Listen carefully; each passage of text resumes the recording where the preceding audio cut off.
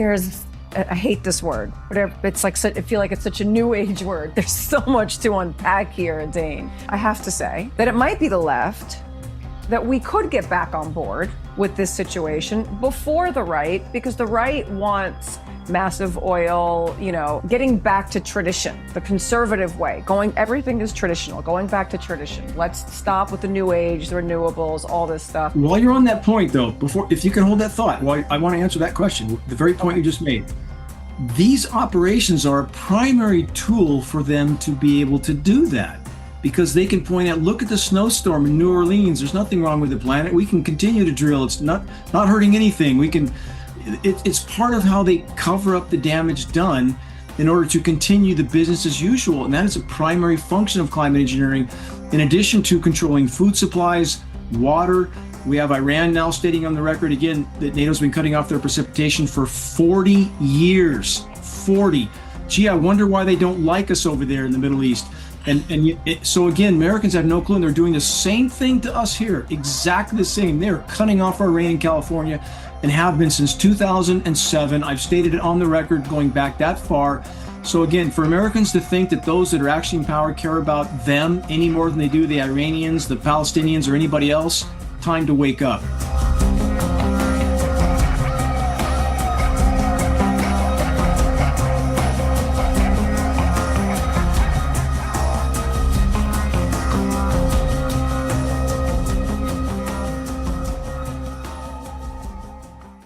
Hello, Dane. I'm so happy that you are here to do this with me, even though I don't have an actual podcast. This is the only issue that really matters to me for some reason.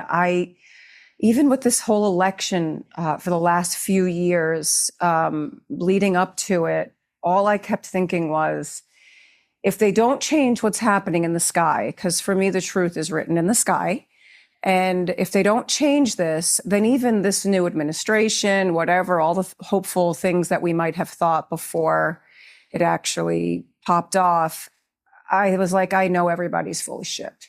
That everybody will be full of shit if they don't stop spraying. And then when I started getting more involved in trying to understand it, I realized how complicated the issue actually is, that it's so layered.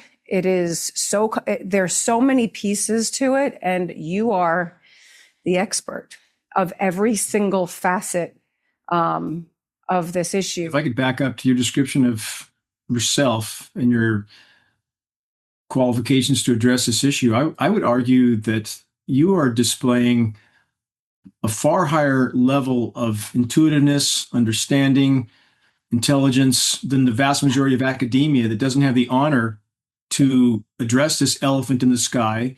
And this is the issue on which everything else depends. If we don't deal with what's happening in our skies, all other points will soon become moot points.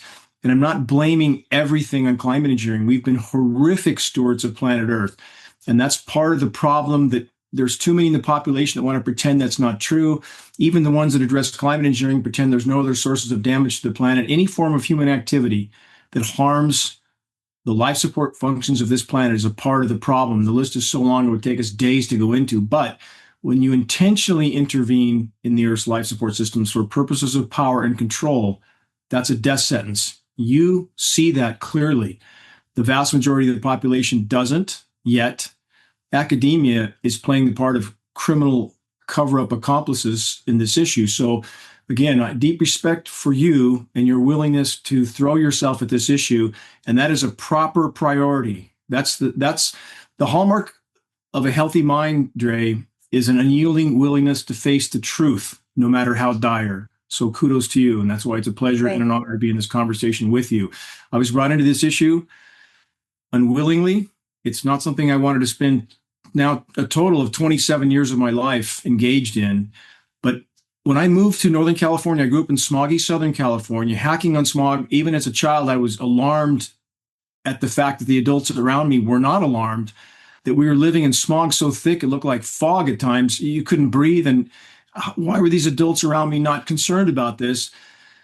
When I finally got out of that environment, went to Northern California, off-grid, completely in the middle of the wilderness, retired, solar, wind, and hydropower. That's part of my background. I work for Bechtel Power Corporation, the largest engineering firm in the world. Very corrupt corporation, by the way, just like Halliburton. That's why I left at such a young age. But I no sooner finished this project. My home was on the cover of the world's largest renewable energy magazine, Home Power, and I was losing massive amounts of my solar power uptake from whatever these aircraft were emitting. It would blot out the whole sky. And when I say massive amounts of reduction, it's 60, 70, 80% reduction in solar power on some days. And that's not a 60, 70, 80% reduction of visible light. It's direct sunlight. It's obscuring the direct rays of light, and that completely thwarts solar panel production. So I began to research, found mountains of data on geoengineering, climate engineering, looked at the primary elements used in these operations, began to test my precipitation for those elements, starting with aluminum nanoparticles. Did not want to find them in my rain because I knew if I did, it would alter the entire course of my life, and that's exactly what happened. From an initial rain test of 7 parts per billion of aluminum, I continued to test for the next 18 months, and I took about 18 months of research before I was willing to speak out on this issue until I knew that I knew that I knew it was real. And subsequent tests over those 18 months, the aluminum count went up to 3,450 parts per billion. That's toxic rain. Toxic rain on my wilderness forest location, toxic with aluminum. Aluminum's toxic to all life forms, period. No exceptions. What was I to do, Dre? But to face this issue head on, and that's what I did, and I've done it ever since. How long ago was that again? I've been fighting the battle on what's happening to our environment for about 27 years, since 1998. But on this issue, which came onto my radar shortly after I completed this home, which was 2002. So 27 years for environment in general, and about 20 plus years on this issue specifically. And I have a habitat preserve in Northern California, east side of Lake Shasta. I've done 6 cost share programs, 3 state, 3 federal. I ran all of them. I love trees just as you do. I've always loved trees. When I was in kindergarten, they had to come take me out of the trees after recess because I didn't want to come down. My father was an arborist, and I revere trees, and I wanted to spend the rest of my days working in the forest, restoring habitat from incredibly destructive logging practices that happened here in the past. I wanted to plant trees. I was planting trees. In fact, I could plant about 300 a day by myself. They're trees specifically designed for reforestation. I mean, they're native trees. And the success rate for the first year, 20 years ago, was about 95%. 95% of what I planted would survive the first year. The success rate now, Dre, zero. Nothing makes it past the first year. So why would anybody bother trying to reforest? It's not going to happen. If we don't stop what's happening in our skies, which is sterilizing soils, root systems, destroying the ozone layer, disrupting the hydrological cycle, and contaminating every single breath we take. Is that not a fight for life? The pollution. When I left New York and I got here, and that was maybe 25 years ago. I've been coming here for about 25 years, California. There was never any pollution in the sky in New York. I never noticed pollution at all. But I got here and I was like, what is this? And there's, God knows, as many cars driving in New York City as there is here in this big what. So the pollution here is pretty intense, and the smog and all of that. So why is the California pollution the way it is? It's not like that in any other place. Much depends on a geographic location, wind patterns, weather patterns. So in California, for example, in Southern California, where I grew up in the Inland Empire, it's a big basin, and all the smog from LA would drift in and be corralled in that basin. So it again, a lot depends on those particular patterns. Now, because climate engineering has completely derailed atmospheric everything, we have changing conditions everywhere. We have them utilizing certain regions that have that type of basin geography. Denver is one, for example, that they've utilized for chemical cool downs. That keeps a lot of particulate matter in the Denver basin. And when I say chemical cool down, Denver over the last 5 years, multiple times has gone from, in winter months, literally all-time record highs of 80 plus degrees to single digits in less than 24 hours. That's chemical ice nucleation. That can leave a lot of haze in the air.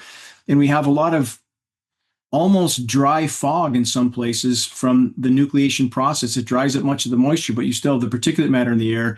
So we have a lot of different conditions that might make hazy scenarios where they wouldn't have otherwise been, where they wouldn't have been before. And even in cities like New York now, they've altered weather patterns so much that where you would have had more of an offshore flow in some of those East Coast regions from the prevailing wind patterns that would push any pollution matter offshore, it's now sometimes the reverse of that. So again, we're seeing conditions in places that are different than they've ever been before, Dre, and people are taking notice. They're taking notice of the fact that their soils are sterilized, that they're having breathing troubles. Every other commercial on Matrix Media is some kind of breathing commercial, asthma, COPD, and nobody questions that. These particulates are incredibly inflammatory. And again, we live in an insane asylum. We're living in an orbiting asylum where the whole of academia is pretending this isn't going on, agencies pretending it isn't going on, everybody protecting their paychecks and pensions while the ship goes down. So again, different regions. Greece right now, by the way, as you mentioned, it's so hot in Greece. Article as of yesterday, tour guide collapsed and died from the heat. They're shutting down some of the tours because it's too hot. I think there was asphalt readings there of 200 plus degrees on the pavement. I mean, that's off the scale. And people are going about their lives pretending that there's nothing wrong. On top of all the other damage humans have done to the planet, climate engineering is completely derailing what's left of those life support systems.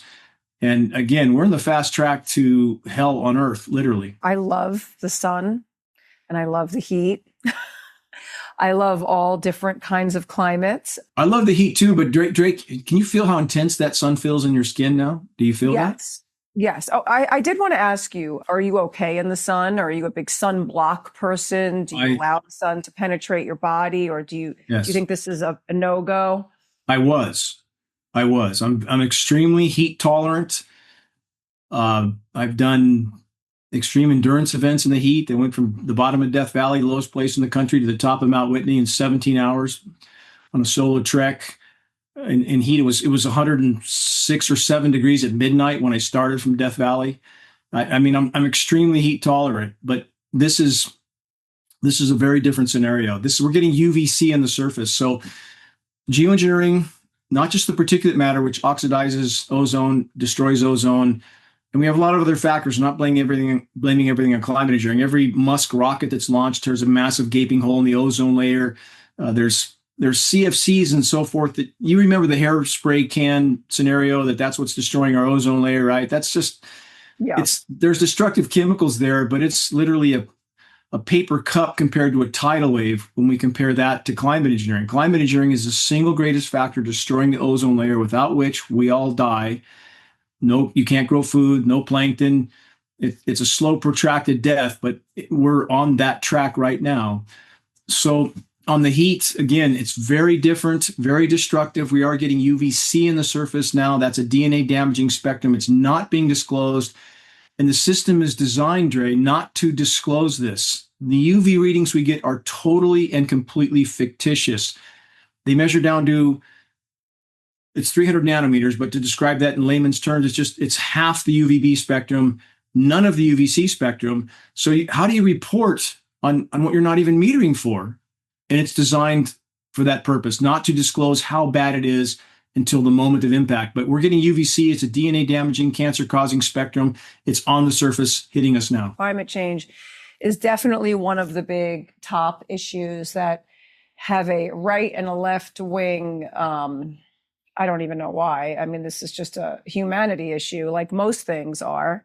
But for some reason, it's what we all do. We do know why. It's financial, and it's always financial. And by the way, I just have to, I revisited your film last night for a little bit, and I had forgotten that Catherine Austin Fitts was in there. Mm-hmm. And again, anybody who hasn't seen this film, I will push it nonstop like a crazy person. How long ago did you make that film? I think we completed it 4 years ago. 4 years ago. It's more relevant now than it was then. I know. Oh my God. But I love her, and I love hearing that, I mean, there's so many Air Force and naval men speaking out, not as many as probably we would like, but there are a lot of them. And I think that the public, the regular person, the young people, or, the idiot like myself who doesn't fully understand things and is constantly questioning both sides of the issue, to see, actual people and the actual proof, and you have the patents and you have the history and you have all of these things in the film, and seeing Catherine Austin Fitts talk about it slightly from a financial point of view, because we all know that everything is based on the finances. Well, I wanted you to define climate change, because I feel like a lot of people, even including myself, like, I don't really know the actual definition of climate change. Everybody has their own idea of what it means. And I think that a lot of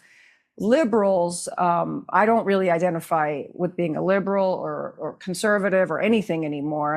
I feel like I've dropped those pronouns for now. But I feel like a lot of people just feel like the liberals feel like they have to be on this bandwagon because it's part of their protocol as being a Democrat. If you don't believe in climate change and you're a climate denier, that's for the right side, and that's for drill baby drill, and that's for the whole, so everybody's against each other because they're just like ideas, but no one's really understanding the actual dangers that are real, and it's just become a goofy topic for these people without anyone really fully grasping what's happening and whether or not the planet is dying, and how we can save.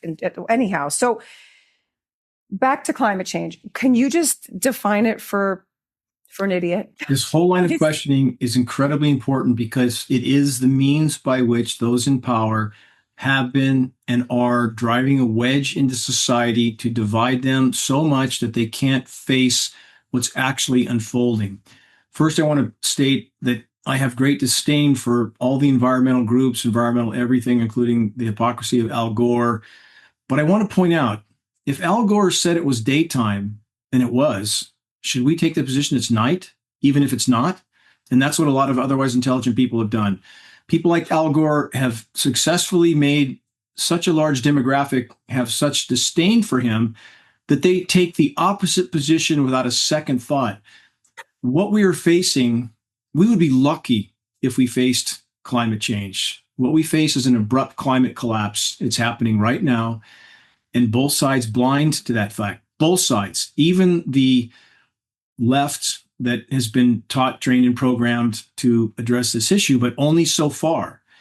And why would they want to block the true severity of what's happening from populations? Because once populations panic, the paradigm capsizes. So if we look at the climate change term, first it was global warming, yes. And this is part of how they divide populations. So in the 70s, we had scientists say, well, we're not sure why it's not continuing to warm as fast as it was. Maybe we're entering an ice age, and all sorts of speculation was made in the 70s. That's because they deployed geoengineering in the 40s over the polar regions. And it was initially successful because the negative factors had not manifested yet.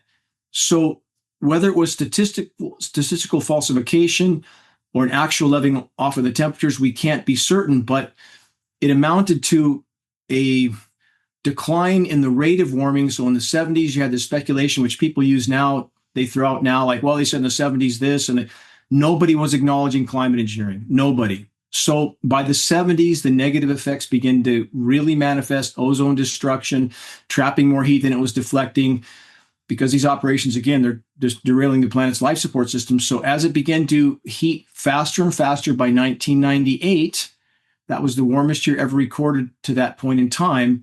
And they needed a term that would mask the chemical cool downs that are part of climate engineering. So what was that term? Climate change. They went from global warming to climate change. Thus, they could blame things like, Drea, we talked about this off the air, the New Orleans snowstorm this year, right? You remember that? Yes. Blizzard so the in New Orleans. climate change is pulled, is extracted from the geoengineering protocol. It's a term that's designed to hide events that are not natural. So they need. I never knew that. That way they can say the New Orleans blizzard is part of climate change. No, it's not. That's climate engineering 100%. Chemical cool down. but they blanket that under the climate change term, and they needed that because if it was just the global warming term, that wouldn't fly very well, right? How come there's a blizzard in New Orleans and Florida and the Gulf Coast?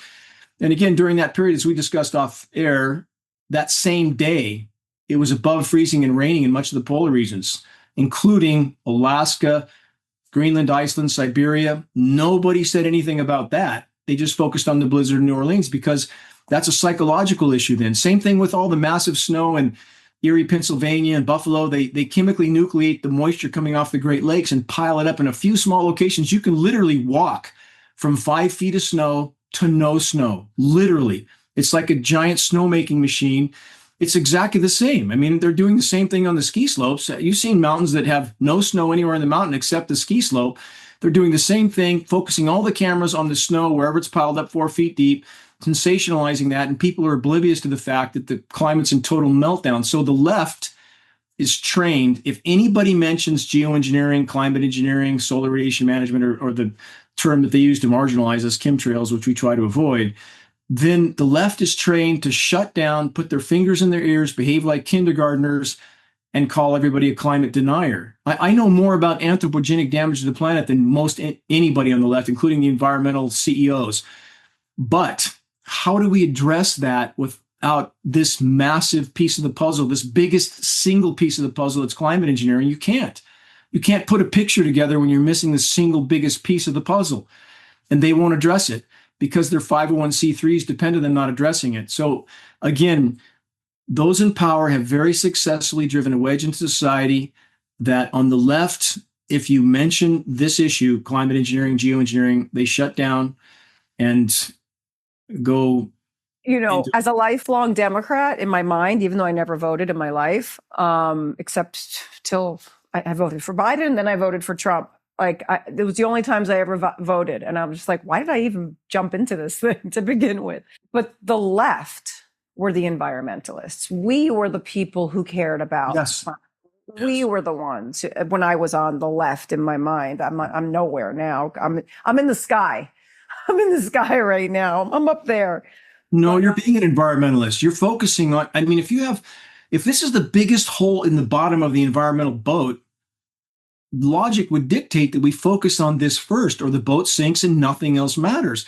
When you have people talking about replanting trees or saving some little patch of dirt here or there, if the whole ship goes down, if planet Earth goes down, that doesn't matter anymore, does it? Yeah. And so we have the left ignoring reality, which you're willing to face, and I'm very grateful to you for that. And the right, to finish that theme, they are behaving in ways that also fuel this equation. You have many on the right that have, for reasons I cited, they have so much disdain for some on the left that they want to pretend nothing's damaged the planet. We can drill, baby, drill forever. We can burn, baby, burn forever.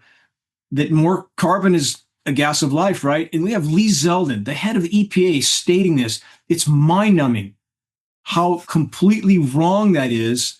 He's nothing but a parrot for the powers that be. Yes, CO2 is necessary, but just like water, too much is deadly. Put your head a foot underwater. See how long you last. Maybe you can't go for 2 or 3 days without water. You'll die. Put your head a foot underwater. You're going to die a whole lot faster that way. You can't just change atmospheric chemistry, completely overturn it, and not affect everything else in the equation, which is so complex. We still don't understand it completely. So we have both sides of the equation that are behaving in completely irrational ways. That's exactly what the power structure wants. In the meantime, we are hurtling toward extremely near-term planetary omnicide. That means no one gets out alive. There's another thing that I find really interesting, and I still want you to define geoengineering for those who don't understand it yet, and even for myself, that I don't fully.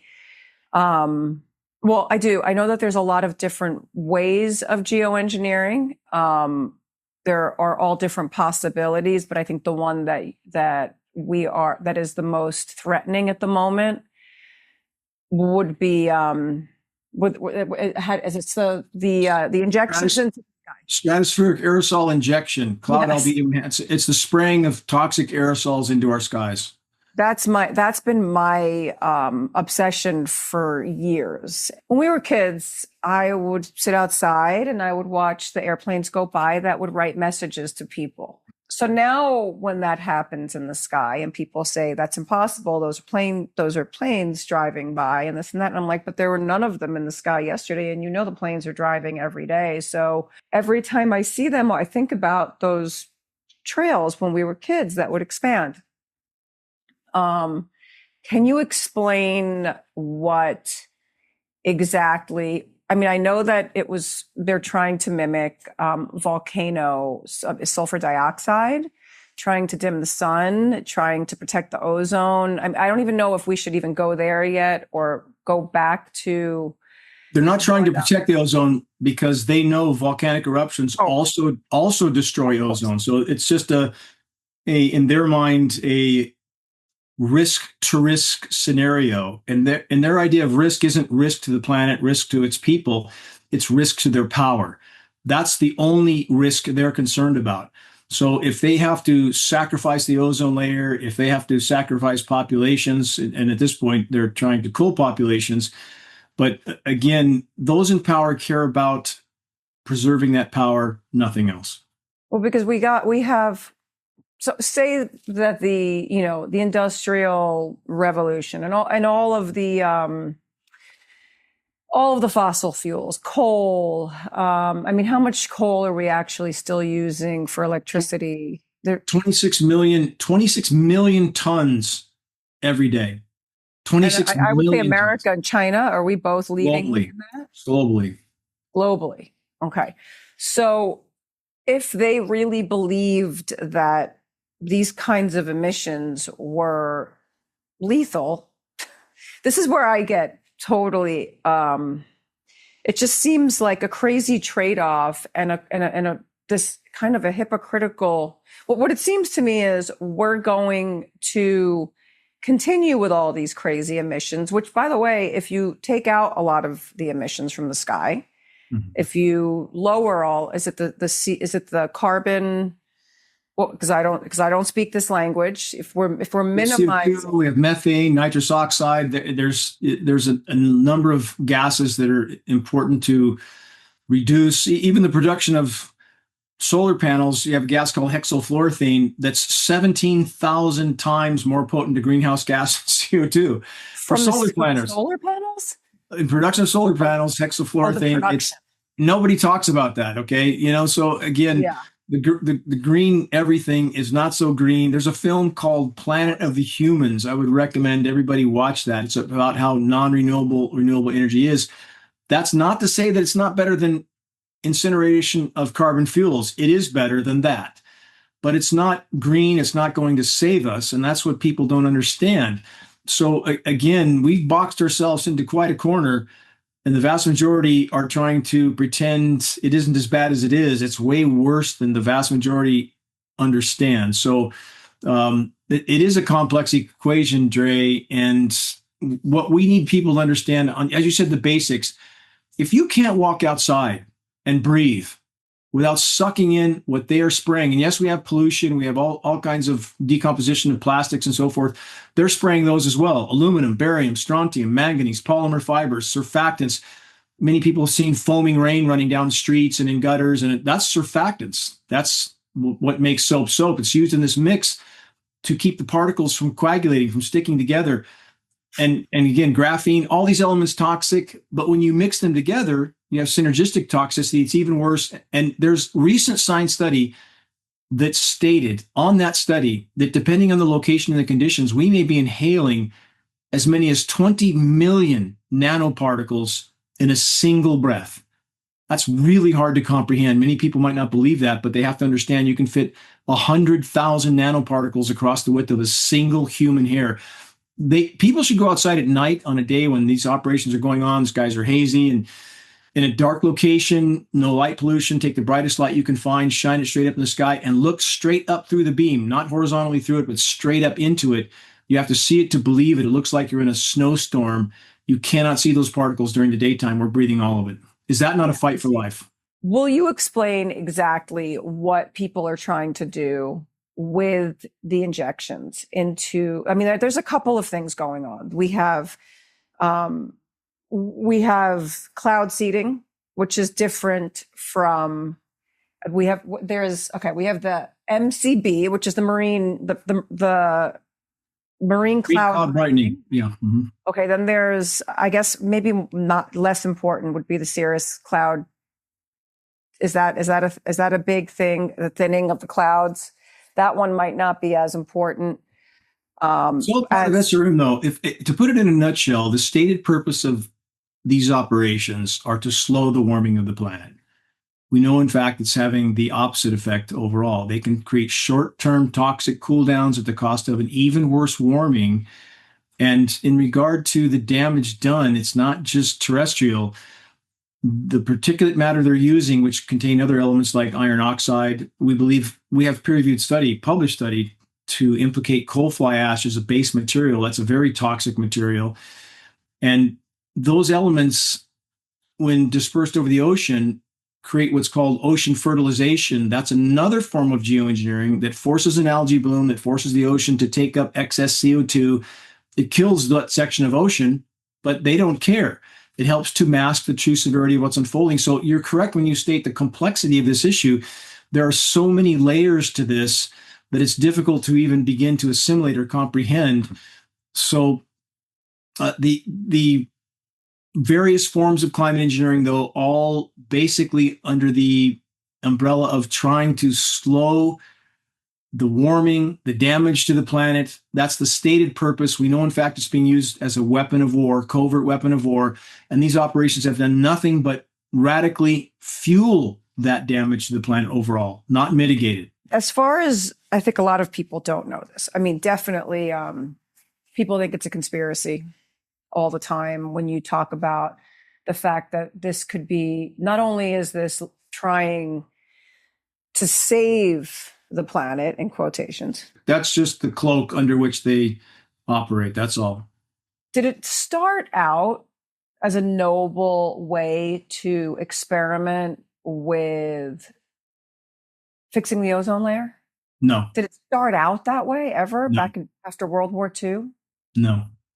So what was the initial idea for this? It was not to mimic volcanic ash. It was not to, I mean, especially if we're going to have forest fires and such. I mean, now everything is so complicated. Now we're looking at land grabs. Now we're looking at depopulation. We're looking at all of these things by these, we all know who the psychopaths are at this point. But I think a lot of people on the left, for some reason, don't. But even on the right, it's like now that, we're here, we're back where we were. Like nothing is really changing. There's more than enough insanity to go around. You're completely right to call that out. That on the left side, right side, there's more than enough denial and irrationality to go around. You're completely right. No, there was no benevolence in these programs from day one. It's always been about power and control. And part of that, again, is to mask the public's perception of how bad the damage is from business as usual in order to continue that business as usual, in order to retain that power until the brutal bitter end. And the term conspiracy theory that's thrown out about this all the time is mind-numbing, absolutely mind-numbing, when we have mountains of data to confirm the historical reality of these operations, the current reality of these operations, film footage, photos of nozzles. We have administrations, doesn't matter what their stripe is, lying about everything. We have this administration in particular, worse than any other, and that's because the conditions are worse. Biosphere collapse has beat them to the intersection. Now they're more desperate than ever. They are erasing almost every form of data that we have to track these operations, Dre. They just eliminated 2 satellites that cost almost $1 billion in order to help cover the tracks of how badly the planet is damaged and our ability to track climate engineering. They're not doing anything to disclose. They're doing exactly the opposite. And again, anybody who thinks that the occupant of the White House, whatever their political stripe, is in control of anything, time to rethink their reality. No. I know. We'll just get these pillows back out over here. We'll see who's really in control. Yep. Okay. So, oh my God, I hate this word, whatever. It's like, I feel like it's such a new age word. There's so much to unpack here, Dane. So if the planet is in such a state, it's always been in a state of Okay, I'm going to back up a little bit and ask you to talk about. Hold on, let me look on here because I know. Okay, the Montreal Protocol, the Paris Accords, because these are the words that people understand in society when it comes. They understand something as, a kid, Greta Thunberg, Thunberg, whatever. Yeah. This is what the left. I mean, because in some ways, I have to say that it might be the left that we could get back on board with this situation before the right, because the right wants massive oil. There's all of the getting back to tradition, the conservative way, everything is traditional, going back to tradition. Let's stop with the new age, the renewables, all this stuff. While you're on that point, though, if you can hold that thought, I want to answer that question, the very point you just made. These operations are a primary tool for them to be able to do that, because they can point out, look at the snowstorm in New Orleans. There's nothing wrong with the planet. We can continue to drill. It's not hurting anything. It's part of how they cover up the damage done in order to continue the business as usual. And that is a primary function of climate engineering. In addition to controlling food supplies, water, we have Iran now stating on the record again that NATO's been cutting off their precipitation for 40 years. 40. Gee, I wonder why they don't like us over there in the Middle East. So again, Americans have no clue, and they're doing the same thing to us here, exactly the same. They're cutting off our rain in California and have been since 2007. I've stated it on the record going back that far. So again, for Americans to think that those that are actually in power care about them any more than they do the Iranians, the Palestinians, or anybody else, time to wake up. I had a hard time listening to Kennedy talk about. I know he was questioned, and early on when he got in there, I had a lot of hope. I really did. You know what? I'm going to say that I know maybe you don't, but I'm going to, because I'm a mom, I'm a woman, I have to pretend that there is some level of chess being played, or at least I hope. And then, look, people get killed all day long. I've even heard that, JFK was killed partially because of this issue. There were plenty of issues that were going on at that time, but this might have been one of the issues. I mean, especially when we have, LBJ making that famous comment of those who control the weather control the world. It may have been. You may be exactly right. May have been. And I think that Kennedy is super hip to all of this, but I also think we're living in the era of intense blackmail. And it's running everything. I mean, it's running the world completely, but that's not why we're here. We're here to talk about. But that's a good point you bring up, though. It's a really good point. And it's certainly a part of the equation. It's a major part of the equation. We have pictures of Robert with Epstein and Giselle or Maxwell, whatever, as well. So again, this has certainly been a part of how the chessboard is controlled by the few and at the expense of the many. But what I would argue for those people that have been caught in that trap, what do you do about that? You come clean and you tell the truth. No matter in the time you have left, you clean your slate and you clear your karma and you face reality and you tell the truth. And there's very, very few that have been willing to summon the courage to do that. They simply double down and keep going along and keep digging deeper and deeper and deeper. That's what we see. Well, I'm hoping that there is some type of strategy, because there are some things being made in terms of even what happened at, with CDC. I mean, even though there's certain people being put in there that I'm sort of like, why? But maybe there's a reason why. Like maybe all the enemies are being brought in to be kept closer in order to make certain moves. I don't know. I hope. But as far as this topic, we'll get back to this because I really want people to understand. If I can answer that too, another important question. I would not hold to that hope. I would hold to the hope that we are the ones we've been waiting for. What are you doing right now? There's a million other things you could be doing, but what are you doing? What were you doing last night? What were you doing when we just spoke recently for an extended time? You're focusing your efforts, your energy, your life force on what matters. And I would argue that, as I stated in the end of the dimming, that any one of us could be the final pebble to trigger the landslide of awakening. Us, as as the Hopi elders stated, again, we are the ones we've been waiting for. It's us. So thank you. Thank you for being you. And I would put your hope in you and what you can do and others around you.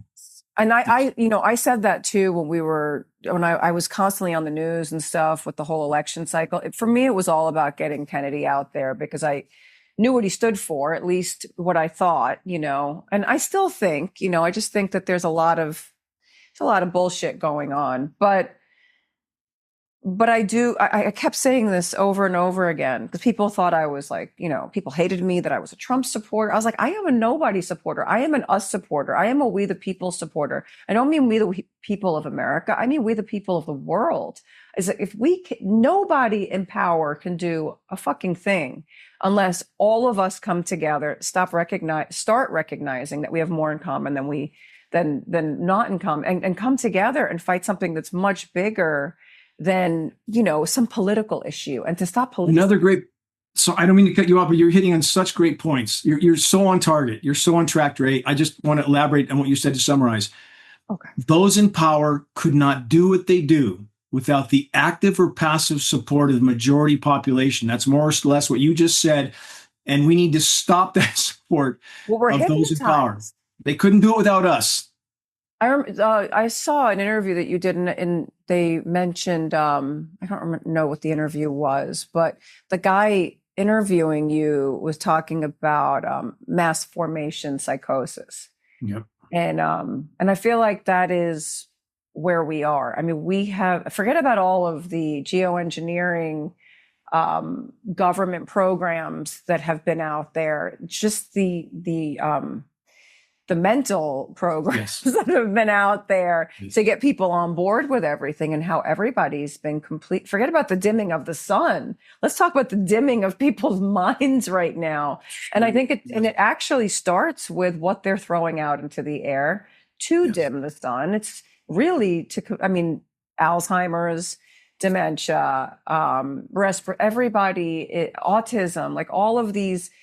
And I think Kennedy was possibly even talking about this at some point, but these metals are not, the only way to get these nanoparticles into us on that level would be through inhalation, through injection. So we look at the vaccine, the whole medical industry and the vaccines, and we're looking at the sky and all of that stuff.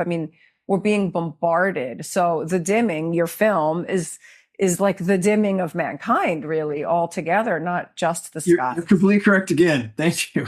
Can I put a statistic on that? Statistically, in the U.S. population in the last generation, based on science study, IQs have dropped 6 to 9 points in one generation. That is staggering. So it's not a metaphorical issue that we're the dimming of society. We're all getting dumber by the day. And that's the science fact of the matter. 6 to 9 points in one generation in this country. I guess my question is, what would be the best fix for a situation like this, just for the ozone? If the ozone were the issue, and this was not multi-layered with all of these reasons to need to dump these pathogens into the sky and these metals and whatever the hell they got. And I don't even know that they're dumping pathogens. This is what my assumption is, because there was a moment there where nobody saw each other and everybody had COVID, and we were like, So in my mind, I thought maybe this is being dumped from the sky, and maybe that's where other viruses will come from in this next pandemic, the Dr. Evils of the world keep talking about. You've posed a lot of questions. Before we get too far, I want to answer that first. In totality, no, they're all good questions. They're all great questions. In totality, Dre, it's all the above, including the culling of populations, death by 1,000 cuts, the slowly sickening, degrading. Again, we know that these elements are all toxic in and of themselves. We know when you combine them, we have synergistic toxicity, much more still. We know that in the mix, we have polymer fibers and graphene.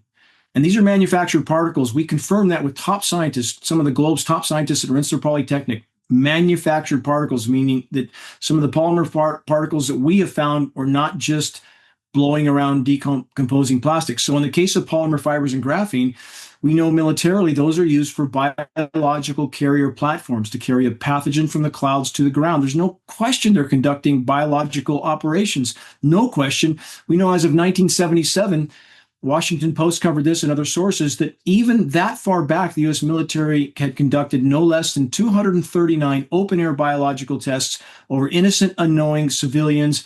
If we go back further to the issues like the 1918 Spanish flu, and many people cite that as this great pandemic, we need to learn from that how to vaccinate. That wasn't Spanish anything. It wasn't a flu. It was a bacterial pneumonia that started from Fort Riley from a Rockefeller vaccine. That was their first big beta test that took out 50 million people. That's a historical record. They knew these soldiers would be transported all over the globe and spread this all over the globe. And again, we're talking about very, very nefarious, mind-numbingly nefarious cancer of control. And that's who's pulling the levers of power here, period. And again, on the total agendas being carried out, it is so complex. There are so many layers. And in regard to the ozone destruction, which you mentioned a moment ago, there are many in power that see that as an actual benefit because ozone traps heat as well. It blocks the destructive UV rays, which is necessary if we're going to live, but they're more concerned about hiding the damage, even if they have to destroy what's left of the planet's life support systems, thus the incineration of northern latitude forests, even the Amazon. Dre, you've heard people, of course, refer to the Amazon as the terrestrial lungs of the forest, right? No more. And we stated this at geoengineeringwatch.org 10 years before anyone in academia did, that those forests, including the Amazon, are now no longer a carbon sink. They're a carbon source. Yeah. They're done. Can you explain what they've done there? When you alter atmospheric chemistry so completely and totally, nothing's adapted to that. And the climate engineering elements can and are drying out the atmosphere in places in their attempt to manipulate precipitation. So you get a condition called VPD, vapor pressure deficit. That's affecting everything from forests to crops. When there's not enough moisture in the air in comparison to the temperature, everything from forest to crops shut their stomata, their respiratory ports. They can't breathe. They're not feeding on carbon. They're not releasing oxygen. Global atmospheric oxygen content is plummeting rapidly. Again, people have no idea the chain of consequences that's unfolding, the dominoes that are already tumbling right now. About 50 feedback loops. They're called positive feedback loops, but that doesn't mean they're good. It means that once you trigger them, they feed on themselves, accelerating the damage already done. About 50 plus triggered right now. And if I can put a time frame on this, and I'll give it back to you. When people question, well, okay, how close are we to impact? Is it centuries out? Is it decades out? No. You already have polar scientists finally admitting onto the record what Geoengineering Watch has stated from day one, that on the current trajectory, there may be few left by 2030. 2030. And for most people will hear that and roll their eyes and walk away. This is an as nonlinear equation as it could possibly be. It's like a fuse that burns at a certain pace. Once it hits the stick of the explosive, the stick of dynamite, an exothermic reaction takes place. It's a nonlinear equation. So right now, today, we have a loss of 80 to 90% of terrestrial and aquatic insects globally. Insect populations completely crashed. Plankton populations the same. No insects, no people, by the way. Can you explain why? Explain that, because I know that also, my son will explain that to me sometimes, and I'm like, oh my God, how do you even know these things? Can you explain that, please? They're an essential component to the entire web of life from countless directions, not just the pollinators. And Einstein stated on the record, if we lose the pollinators, we have 3 to 4 years to live. And we know bee populations right now are down about 95%. And I don't care what statistic There's people not one find. bee here. I believe you. Not one bee in my neighborhood. So how they hide this everywhere. And people can find, you can always find someone somewhere to say it isn't so. And those in power know that. They know that many people will search online just struggling to find someone to tell them it's okay, go back to sleep, nothing to see here. Too many people willing to do that. So in the bee populations, they did publicize this year the worst crash ever, 70% decline this year alone But that's 70% of the 20% that remained, which means we're down to single digit populations of bees left, low single digits. So again, that should be headlines on every paper, not political theater from whatever political position. It's all mass distraction. The human population, again, as I may have said when we were off here, they're like someone standing on the train tracks, focused on their iPhone, the train seconds from impact, horn blaring, lights flashing, they don't even see it coming. And so fisheries population, the food fish, global pelagic fish population is down 90% right now. We have global wildlife populations have declined 75% in the last 40 plus years alone. And that was from an already declined population. We have the herds of caribou in the Arctic that were 1 million strong down to 1,000 or 2,000. How long does anybody think that can continue? Those in power are doing everything they can to mask the oncoming train from populations until the moment of impact. And that moment is so perilously close, because the moment the population wakes up, those in power are going to play very big cards. And I would argue not just false flags, not just global conflict, which they're working toward already, but pathogen release. They can level the alien invasion. Well, they have very real means of leveling the population. So, and again, I know it's overwhelming for people, but I would go back to what you stated earlier and the point you made that, we are the ones we've been waiting for. And if all of us help to circulate solid, credible, broken down data, and you're correct to break it down. I know I've gone into some complexities here. Hey, we're breathing what they're spraying. We're not going to be here long if we don't stop what's happening in our skies. We can share credible data with those around us, ask them to do the same. And now we're into a different form of nonlinear equation. If you shared credible data with 2 people on the first day of a 30-day month, and those two each the second day, and so on for 30 days, that's into the millions in 30 days. If we all put the rubber to the road, Dre, we would make a difference. We would push this to light. Can you explain something else for me? I'll try. Okay. I don't want to keep you too long, but how do radio frequencies and EMFs, and I guess people think HARP is a conspiracy, although it was created. It's a real thing. I mean, so in my house, I have, filters, I have EMF neutralizers. I'm really sensitive to everything. I'm sensitive to mold. I'm sensitive to any kind of thing that's in the air. I can't be around bleach. I'm not like, a weirdo or anything, but there are just certain things I don't love, and I don't want to be baked. I don't use a microwave, so I definitely don't want to be baked from the inside out. I definitely felt like the rise of the towers while we were in COVID seemed like it was, sort of exacerbated. I don't know. People think that's a major conspiracy. So if you just see how a frequency affects water, I feel like we're made of water and we're electrical beings, and we are now filled with metals. Whether we took vaccines or not, we're filled with heavy metals. This is my shirt that we're just about to put out. This is Spraying 247 Heavy Metal Airlines. Because we're into music, Dane. So we're making jokes. We know this isn't a joke. We're just trying to raise awareness, for the youth of America. But you're completely correct, though, Dre. I mean, again, you're completely and totally correct. Life is frequencies, and water is much more than what people have no idea. The science community has no idea of the intricacies of water and what it actually is. That water even seems to have a memory of what it was exposed to, even after that element has been cleansed from that water source. There are so many profoundly perplexing properties to water that Dr. Emoto is a famous scientist that explored how water responds even to intent. The molecular structure, it's beyond science what water is, and we are water, as you just stated correctly.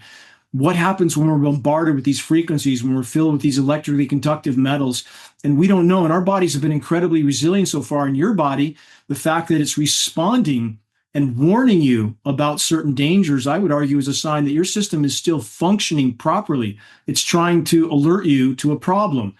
And so, again, that may be something you would embrace to give you a means of trying to mitigate this in your own environmental space. If we don't stop this all-out, in many cases irreversible in any time frame that matters, damage to the planet, this ubiquitous contamination of everything everywhere, and we know that's true. We have peer-reviewed science study to prove right now there's not an uncontaminated drop of rain on planet Earth anywhere, not just with toxic climate engineering fallout, which is in every drop of rain, but also with PFAS forever chemicals, every single drop of rain. These are bioavailable materials, they're bioaccumulative, they're being absorbed into virtually everything. The human race is behaving like a species that does not want to live long. And again, for those that roll their eyes and walk away from how dire this message is, I would argue this is a matter of philosophy. And our society's been trained that if you can't have a happy ending, an ending that says, hey, you can pursue your personal pleasures to your last breath, and that's a happy life, I would argue there's no life in that life. Life exists in facing the gathering storm head on and knowing you're here for a reason, for a purpose that goes beyond yourself. And again, if we all conducted ourselves like this, that if that was our reason for being, for protecting something for our posterity, and knowing it's not just about a personal pursuit of pleasures, we would make a difference here. And on the happy ending part, is that not a happy ending if you take your last breath knowing that you did not hide in your cabin on the Titanic, but you got on the deck and did everything you could until your final breath? Is that not a happy ending? I think it is. Yes, I agree. I mean, I will fight. I just don't know how. I will try to get other people to fight. I have a group of people that are, farmers and people out here in California, especially in California and New York. People are pissed. But can you just explain how the directed energy weapons or HARP or any of that sort of stuff works with the sky spray? I call it the sky spray.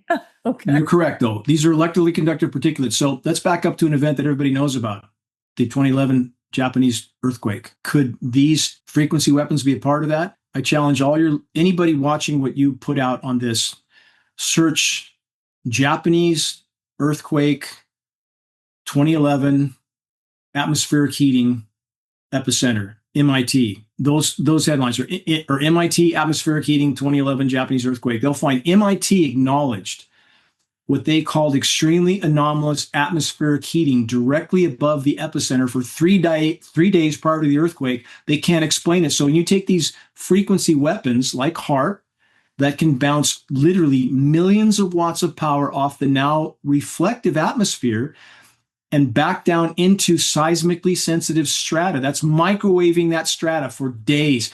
What happens when you put something in your microwave oven, Dre, for which you don't have, I understand, but if you put something in a microwave oven and turn the dial on full, whatever that is will blow up sooner or later. It can cause earthquakes. We know that. It's called a tectonic weapon, and there are patents for these types of processes. The frequencies are also used to manipulate atmospheric particulates. They have a repelling effect. So if we look at the flood in Texas that just killed how many kids and other people, what can we monitor that we can say conclusively was inseparable from that equation? We know there's a ground-based network of frequency transmitters called the NexRad network. This is different than HARP. It's a different type of transmitter, still used in climate engineering, still a weapon of mass destruction. So when you have an ionized atmosphere, it's electrically conductive from these particles, as you stated, and you energize these transmitters, it has a repelling effect on that air mass. When you surround a convective storm cell with these types of transmissions, it basically corrals it. It can't go anywhere. It has to precipitate out in one place, and that's what happened in Texas. Same thing, Hurricane Helene in the Carolinas, and by the way, they're waking up quickly. I spent half hour on the phone last night from representatives there. I mean, there are people beating down their doors trying to find out about this issue. I'm testifying in front of Wyoming legislators this week as well. There's there's interview requests coming in from all over the world now, people waking up to this. If all of us together, if we can push this issue to the light of day and people understand they're fighting for their lives, and even those that are participating in the system that think that they're somehow immune from what the consequences of the participating in, when they and their families realize they're not immune, when our military brothers and sisters realize they're participating in their own demise, that's how we can change this equation. And that effort will take all of us. But the frequency transmissions are core to climate engineering. We can see the signatures on the clouds everywhere. It's like a herringbone pattern. Dre, have you seen that in the clouds? That perfectly uniform herringbone pattern, that is a frequency transmission signature. And we see that everywhere now. And we saw it over the clouds. If you might remember in Dubai 2 years ago, they got 2 years worth of rain in 6 hours, wiped out Dubai. And no coincidence, it was about 4 days after they said they were going to ditch the dollar. And so they get wiped out with flooding. And we got satellite imagery before they erased it of the frequency signatures on the cloud in the Persian Gulf the day before and the day of. There's no question that was an engineered event. So we have, again, I thought Turkey was the earthquake in Turkey, I thought was partial. 4 days after they said they were going to, flip the middle finger to NATO, they have clusters of quakes there. It gets bigger. We had John Kerry during an election when John Kerry was the VP candidate. During the election, he's in Antarctica, where there's a massive ionosphere heater in Antarctica. During the election, he flies to Christchurch, pulls out U.S. diplomats, even though they had events or meetings scheduled for the following day, pulls them out hours before a massive quake hits Christchurch. Now New Zealand's in the hip pocket of the Western powers. Yeah. Same thing in Haiti. U.S. diplomats pulled out hours before a massive quake hits there. And again, for people who don't think this is possible, it's interesting that they convince themselves of that, because they don't think anything about being able to talk on a little black box to anybody in the world, no wires. They take that for granted. But the fact that there could be weapons with unimaginable power that can affect seismically sensitive areas, they just tell themselves it isn't so, but it is. I mean, and then those who control the weather control the world. So for the moment. Yeah. Okay. So I just want to ask you a couple of questions, because I'll keep you here for 5 hours. I also feel like, the Palisades, I mean, just on that one topic, the Palisades, I noticed how much they were spraying before. And I even said to my boyfriend, something's coming. The spray is pretty intense. So they're trying to dry us out as much as possible. Something's going to happen. And then boom, it did. Whatever their reasoning is, land grab, or I'm sure, even the Canadian fires. I was in New York when that happened, and I was in New York during 9/11. It was, that was a big explosion at 9/11. So the whole city was covered in ash. I was standing in it myself. I lived downtown. Nothing compared to those Canadian fires when I walked out of my apartment in New York City. I have never seen anything like it in my life. It was the sky, the ground, down on the ground was orange. I was walking through what felt like Agent Orange. Like, it was the wildest thing I'd ever experienced in my life. And all those fires, it looked like all ignited at once. So to me, there were 26 fires or 25 fires, or if I could elaborate on that, you're correct again. Okay. And on the source of ignition, we consider that a separate subject. Climate engineering is setting the template for these fires to burn, but you're completely correct. Without convective storms, AKA lightning producing storms in that region of Canada, we had multiple simultaneous ignitions. Very easy to orchestrate for those in power. A pack full of morons with matches could easily do that. But they did ignite very anomalously and simultaneously. And as far as the amount of forest that burnt in 2023, when you were there, about 72,000 square miles. That's bigger than the states of Georgia or Florida. That's how much burnt. Americans have no clue how bad it is and how toxic that smoke is. It's incredibly toxic. And on top of that smoke layer, Dre, we know there's dispersing aerosols to cool that down. Those fires cooled the temperatures in New York by 10, 20 degrees when that smoke passed overhead. And that's part of what they're trying to accomplish. But I would argue the fact that populations over the long term will feel the health effects of that exposure And we have the science study to prove that now. That also serves those in power, debilitating populations slowly but steadily. And we filmed over the Paradise Fire, a very well-known fire in Northern California. We filmed time-lapse footage, blanket aerosol spraying directly above the smoke bank. Whatever that's about, it is not benevolent. While it was burning, directly above the smoke bank, blanket aerosol spraying, it's in the dimming. So again, there's nothing benevolent about these operations. They are malevolent. So they do it while, I mean, everything is going to go into is it the troposphere and then the stratosphere? Like, where does it benefit, if it's benefiting the ozone in their minds? Where does it need to be? Like, if they're spraying the sky, is it at 30,000 feet? It's not benefiting the ozone. It's destroying the ozone. Even the wildfires destroy the ozone. But you look at it in this context, if they are trying to mask the severity of ozone destruction by putting particulate matter in to block the incoming UV, that same particulate matter is further destroying the ozone layer.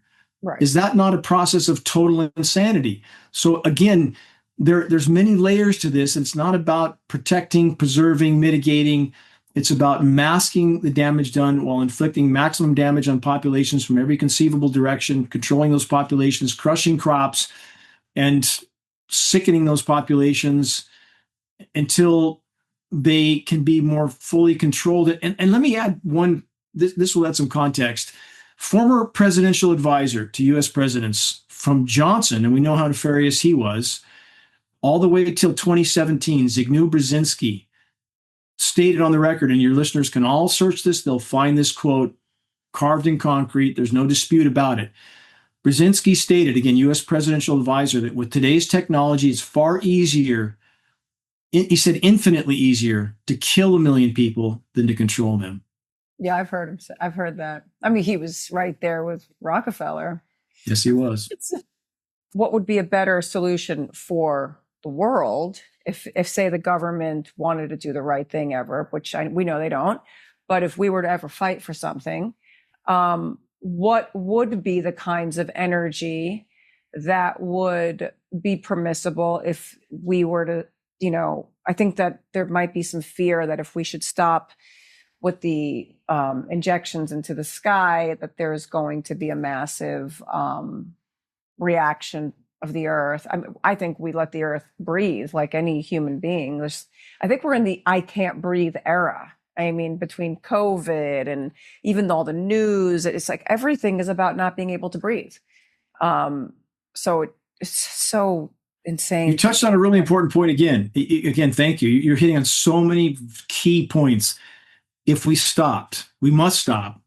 But the climate science community would have us believe we can't stop. Once you start, you can't stop. It's like telling an addict, once you start using, you can't stop. You have to just keep upping your dose. So it's called double catastrophe scenario. It is a recognized science scenario that once you start these programs and then you stop, the pressure built up in the system is so immense, the blowback will be so immense that they want us to believe you can't stop it. Again, it's just like telling an addict, you just have to keep upping the dose. If we don't stop, we're done. It's that simple. Your listeners can search to learn about this. They can search geoengineeringwatch.org, double catastrophe scenario. They'll find a full report on this. Where are we heading if we stay on this course? Search geoengineeringwatch.org, Venus syndrome. And that is not a metaphor. We are on track to turn this planet into a true sister of Venus in the geologic blink of an eye. That is the track we are on.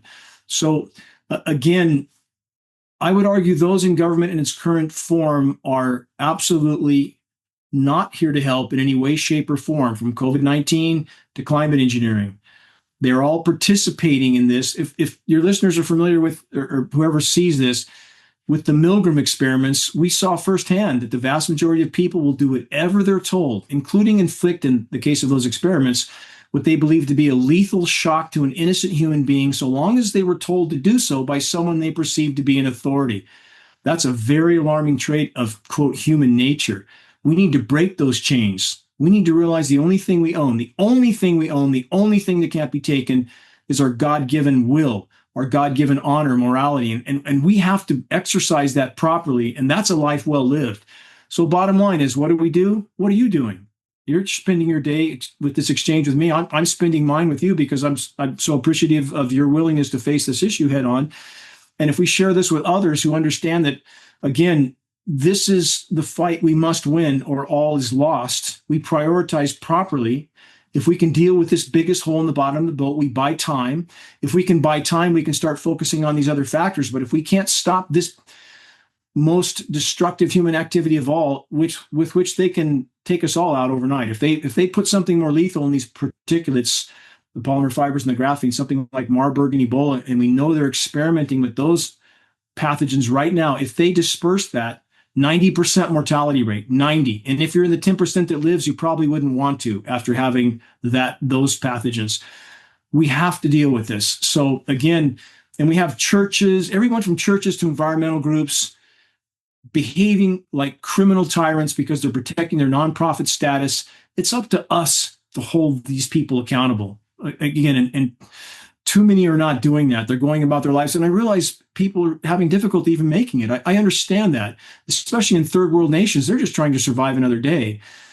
But many Americans could do something. Again, it doesn't cost anything to help this fight move forward. From their own home computer, they can share a link to the dimming with elected officials, environmental groups, friends, neighbors, farm groups. The list is endless, truly endless. And you CC as many other people as you can with that. Openly CC other friends and activists that are awake and aware so that whoever you're sending that link to knows a lot of people are listening for their response. And that's how you start a spot fire of awareness. If we start enough of those spot fires and they merge into a blaze that can't be put out, and we're getting close to that now, we can push this issue to light. We can cause a shockwave around the world. We can overturn this paradigm. Well, Dane, how can we also mitigate the attack on our bodily systems, our individual selves, insofar as I don't go out when it's like that. I don't leave my house, and I have every filter turned on. And supposedly the best filter was IntelliPure, but I don't know if that's even true for nanoparticulate like that. We try to mitigate all kinds of like metal detoxes and so forth. But do you have any protocol that you adhere to for that? But you're right not to go outside. You're right to protect your airways. If you go outside and especially if you exercise in that kind of dirty air, you might as well smoke a pack of Marlboros. You're not helping yourself. Do that. I'd rather do that. I'd rather smoke. Yeah, I understand. So you're right to do that. And constant chelation is necessary, and other mechanisms by which your body helps to clean out toxins. It's exercising, clean water if you can find it. The perspiration helps to purge some of these metals, and chelating elements, many of which are simple as vitamin C and calcium. If your body doesn't have enough calcium, it tends to substitute aluminum instead. It can substitute aluminum instead. So it's important to have enough nutrients. If you do any chelating, do it properly. It has to be done carefully. Talk to a nutritionalist, but we should be trying to chelate these metals out of our system all the time. And enough sleep is even important, because sleep is when your brain cleans out its toxins while you sleep. So we should try to stay as healthy as we can as we wage this battle, but we must. And there's too many people focusing only on things like organic farming and so forth. There's no organic anything at this point. Nothing. It's still better than buying pesticide-laden food, but everything is contaminated at this point. We have to deal with this or the ship goes down. So yes, we should try to stay healthy, doing what you're doing, stay indoors if you can when the air's bad, chelate. But in the meantime, let's fight. And from a person's own home computer, they can do an immense amount of good every single day for free. Start spot fires of awareness, and know that even if you don't get a response, and many times you won't, you still planted a seed. And that seed will be forced to sprout. You can't put this issue in the rearview mirror like so many other issues that people choose to just forget about. This one's not going away. It's going to get bigger and more ominous by the day. I have two tiny questions for you, and then I promise I'll let you go. No worries. The water, because we are water, because we need to drink water, and we know the water and the soil and everything and is contaminated by all of this stuff falling out of the sky. I always stuck by Mountain Valley. They were just bought up by Primo. They are the water mafia. I know, and all the water is testing badly. What kind of water or filtration or anything? What would you be using, since you know more about all of this stuff? My doctor asked me to ask you this question about the water too. And so there's the water, and go ahead. Go ahead. Water. Any idea? Thank him for his focus on this. Again, I know you told me he was definitely concerned about this issue, and kudos to him for that. Oh, he is. He's stacked. You can't even get into his office. Well, I'm glad to feel like him out there, and that is a huge concern and a very difficult one. Filtering out nanoparticles is incredibly difficult, and if you go to a reverse osmosis and distill water, then you're losing many of the beneficial properties of the water as well. But it may be the only option, and then to remineralize that water after it's cleaned with a reverse osmosis, something of that nature, because we know even bottled water now contains a massive amount of nanoplastics in it. So yeah, it's difficult. In a wilderness area, you can use a well. Of course, if you're in an area that's not downstream from something bad, which is unfortunately the case. And with this mentality of drill baby drill and frack baby frack, we have contaminated so much groundwater. For those that haven't seen the film Gasland, I would really recommend that film. And they won't be waving their banners for fracking anymore after that. So, and these aquifers are contaminated forever, literally, virtually forever. So again, this, when you foul the nest like this, it's not a recipe for long-term survival.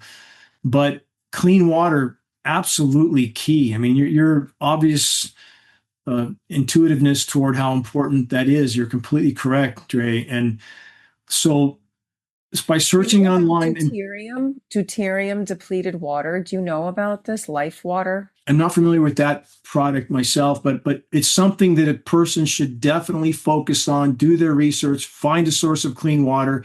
That is absolutely key and critical.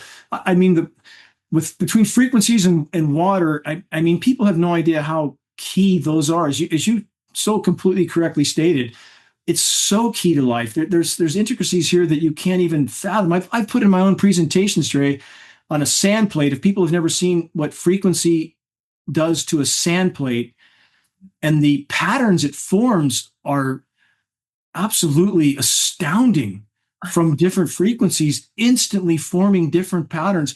When you expose water to frequency, it does profound things.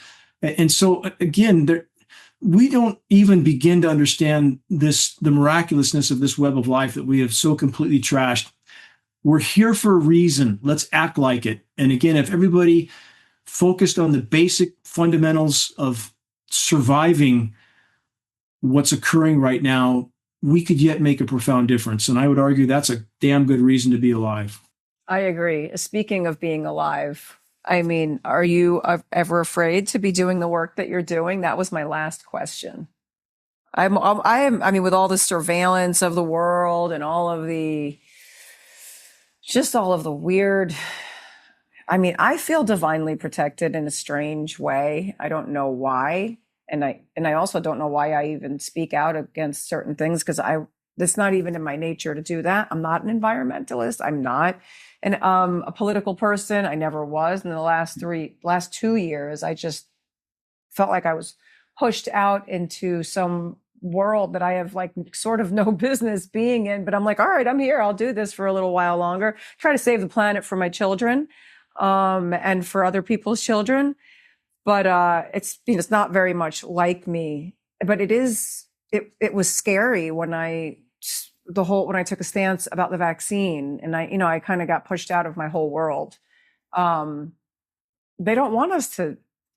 They don't want us to stray from the mass formation. So I think it's a very interesting time that we are going to look back on. If we're here, there'll be many papers written about the psychology of this time, and how we just gave up in a lot of ways. A lot of people have really just given up in this very nihilistic sort of, what can I do? There's really not much I can do. And everybody says that to me. All my friends say it to me. You're crazy. What am I going to do? And I'm like, I don't know, but I want to talk Given about that equation. Based on your actions, Dre, I'd say it's very much like you. You clearly have a functional, healthy, courageous, you have a sense of justice. You're doing it. you have a sense of justice. I never wanted to do this. I never, ever, I wanted to plant trees in the forest in solitude for the rest of my days. I never wanted That to do sounds this, great. but I couldn't face myself in the mirror knowing what I knew. I had to face this battle. And so I did. And so you are. So for your friends to give them that equation, if you just simply shared credible data from a credible source, geoengineeringwatch.org strives to be that source. We're non-political. We don't sell anything except materials to help activists sound the alarm. We pass those on for less than our cost. We're simply here for this mission. But sharing links from a person's own home computer, every one of those people who says that to you underestimates their own ability, again, to be the final pebble to trigger the landslide of awakening. They could, and for every single person that our combined efforts helps to awaken, yours, mine, I would argue that matters in and of itself. If we've helped to awaken a single individual, we have affected the world in a way that we can't yet know or understand, but it matters by itself. And if enough of that happens, we'll actually change this equation. So every one of those people could, in fact, make a difference.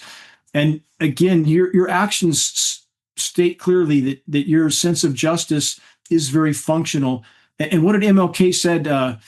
Those who are not angered by injustice are themselves unjust. There's my little pups barking in the background, if you can hear them. And so, how do we put people together? That's the last thing. Do we put people together? Do we start a group? Is there is not necessary to meet again. I would argue we fight like the colonists did against the British. Colonists didn't line up and shoot in unison like the British did, right? They fought from behind rocks and trees from whatever vantage point they had. And that's what we need to do from our own home computer. We don't need to gather and spend time doing that. We can communicate online very easily and save transportation time and so forth, and maybe have some plan for who are we going to target, make a list of, with mail outs, make a list of the contacts and so forth. Media people are behaving like criminal accomplices to these crimes because they are propagating the official denial.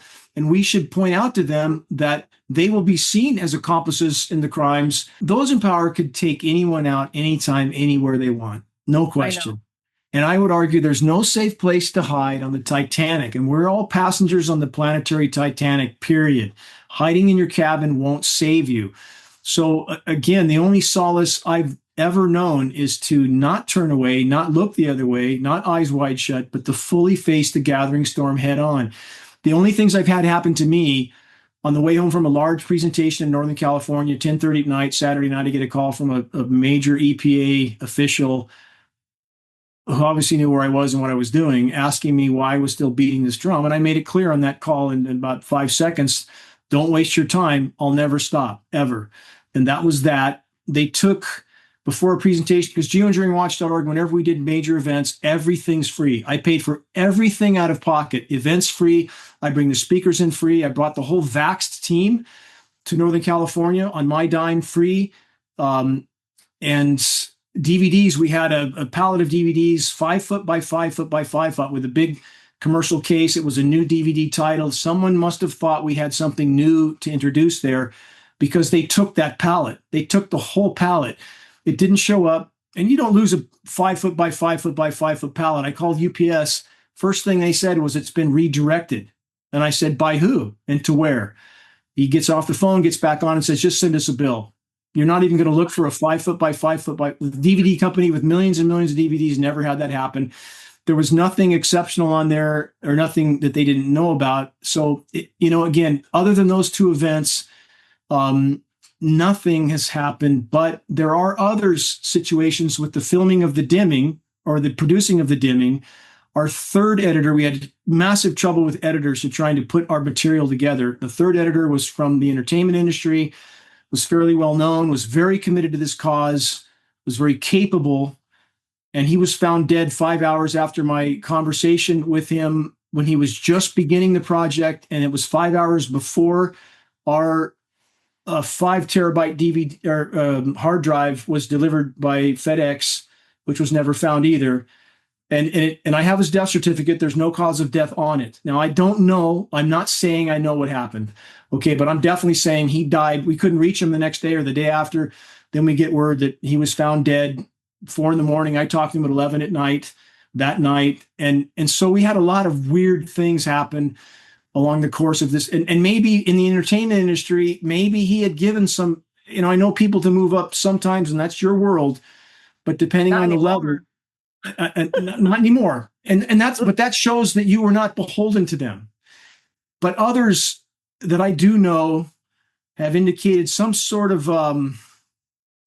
beholdenness because of the level they're on. I know that maybe in his case, they felt he was more of a threat if he would have taken on this project. Does that make sense? I don't know. That, it depends on what you're talking about. Like, I was talking about Trump and Kennedy. Kennedy, they didn't want to hear about, but once you moved over to Trump, now you have a stage. So what does that tell you? So, but in his case, again, there could be nothing to this. It could be an incredible coincidence, but we had This is a different topic. This topic is going to cause problems but now they're trying to normalize it because everyone's talking about it. But they're normalizing it in a way where it sounds, they're covering all of it. I mean, I don't even want to get off topic, but I have to say this because I forgot about it. Did you watch that deGrasse Tyson, Isaac Asimov debate where he brought in 6 geoengineering professors, or not geoengineering professors, just climate people that are dealing with the climate and stuff like that? It was so interesting because everybody was against it.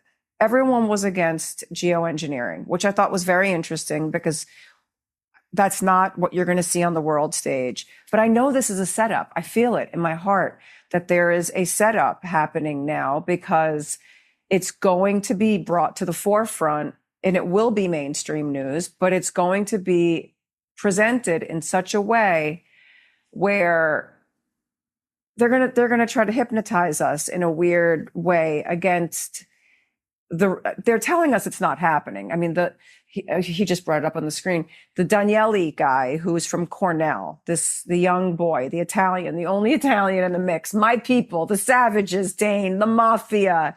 This kid is the one who is a chemical professor, and he is talking about stratospheric injection. Is that what it's called? Stratospheric aerosol injection, SAI, yes. Yeah. So he's the one talking about how it's necessary and interesting, even though they're all saying they're against it. But I'm almost positive that, but within that interview, they said it doesn't really matter because it's not really, it's not happening. They always do this. They tell you nothing. It's not happening yet because it's been happening for 70 years and it's about to be on the world stage because they can't deny it anymore. But they're about to, he's saying that there's no funding for it because nobody would dare do it. But what I couldn't understand is there, if he was saying there's no funding to get it into the stratosphere or into the troposphere. Like all semantics, smoke and mirrors, semantics. As far as funding goes, they don't need funding. They don't need our tax dollars. They don't need Bill Gates. Those are all smoke and mirrors. Pentagon's missing about $30 trillion that we know of in the last 20 years. This is all black ops money, period. Tyson's a power structure tool to defend power structure, everything from COVID to pretending climate engineering isn't real. I debated on air one of the primary climate science disinformation people, Dr. Douglas Martin, who's also from Cornell, Carnegie Science, MIT, Caltech. Your listeners can find this at geoengineeringwatch.org, but I so mopped the floor with him because the data's on our side. He carried a vendetta. He personally got the dimming blocked on Facebook out of complete malice. I sued him, cost me $130,000 to sue him. And although I knew the system would side with him, it brought him out in the open. He didn't like that. Neither did the rest of the climate science community that's participating in this cover-up. They didn't like the fact that I was crazy enough to sue them, even though I knew I would lose. But Bloomberg News covered it. We got major media coverage. Your listeners can find this if they search Dane Wigington, Dr. Douglas McMartin. So the bottom line is we're doing our best to hold these people to task, and every single one of them should be subjected to Nuremberg-like trials if we can push this issue out into the full light of day, and that will take all of us. And I would argue to turn our anger, our justified anger and angst into fuel for this fight and to march forward every day of the solace knowing that for every single day we put a dent in the armor, that day mattered. And I intend to spend every one of my remaining days doing exactly that. I'm with you. I'm going to spend every day doing the same thing for you and with you. Team effort, friend. What is the last thing that we could tell anybody as far as how they utilize energy? Like, what would be the best thing as stewards of the planet? What would be their, what would be the best way to, I mean, candlelight at this Focus point? on the I'd be biggest fine hole with candlelight. to actually put the rubber on to the road, to focus on the biggest hole in the bottom of the boat. If your head's on fire, you stop worrying about your stub toe and your skinned knee. You have to put your head out. And none of us should underestimate the power we have individually, again, to be that pebble that starts the landslide of awakening. It matters. If you wake a few people up in your circle and they start to do the same in their circle, and soon you have a bonfire that's too big to stomp out, soon you reach that critical mass, that 100th monkey, where suddenly, if you don't acknowledge these issues, you're the fringe. And we're nearer that point than people know. I'm communicating with legislators every single day. I'm testifying in front of legislators in Wyoming again later this week. I have several major interview requests coming in now. I got a request from CNN a week plus ago, and I'm not sure if they're going to follow through. I've had requests from National Geographic, USA Today, BBC, New York Times, and before they reach fruition, they've been stomped out. But we're reaching a point where even people in these media companies realize they're participating in their own demise. If we can reach that tipping point, Dre, we would alter this equation. The fur would fly, and we need to reach that moment, and it will take all of us. But the alternative, though, for all of this, if you have people saying, well, we have to block the sun, we have to dim the sun, if that's their only argument and they're not dealing with the other stuff, what would be the alternative to that if people like us were talking about it? Would it be storing the carbon, capturing the carbon? Like, what are the right ways of possibly mitigating?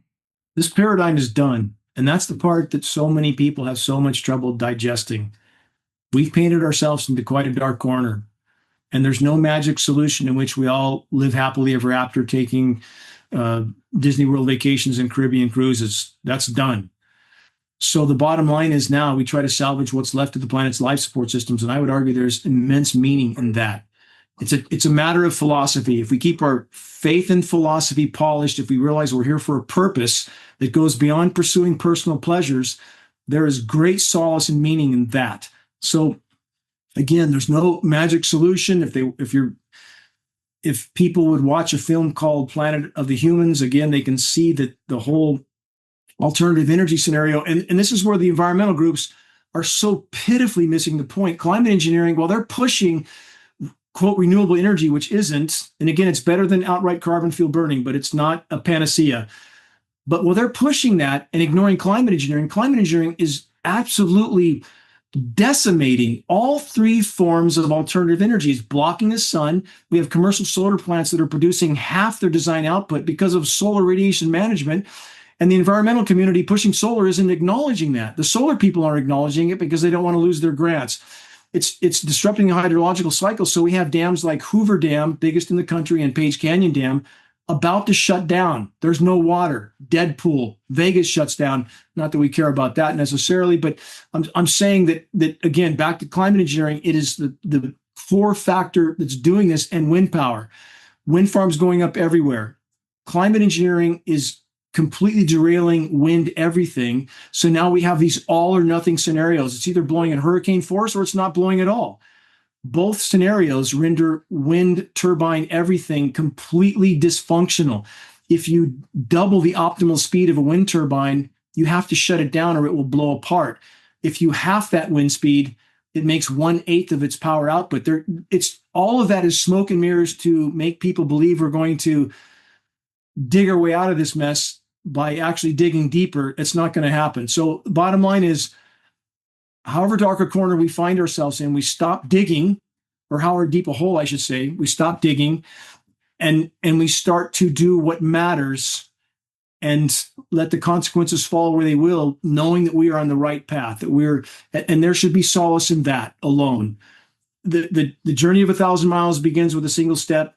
The journey is the destination. The destination is the journey. We would do well to remember some of those basic premises as we move forward with every single day. Make every single day count, and your life will matter. Can the earth regenerate itself once we leave it alone? Based on all we know from paleo data, events that really aren't even comparable to this, because this one's exponentially worse. This mass extinction, which we are neck deep in right now, is happening statistically 170 times faster than any previously known event, which makes it equally worse. Will we ever know the planet we've known in any time frame that matters based on all available reality? No. Could we save some part of the planet's remaining life support system so that someone might make it through what's coming? Perhaps. And that's worth fighting for. That's absolutely worth fighting for. That gives a life meaning. And again, knowing you're part of the solution and not the disease, that gives life meaning as well. I mean, if nothing else, we can at least be able to breathe easy while we're here for our remaining days. Hey, life is miraculous, and we don't know if we stopped interfering. And that doesn't mean just climate engineering. It means many other things as well. Well, we have to start with stopping climate engineering. But if we stop interfering with the planet's life support systems, life is incredibly miraculous. Who knows what might be possible? And who knows what allies we may have in this equation we don't yet know about? Who knows? Who can say that?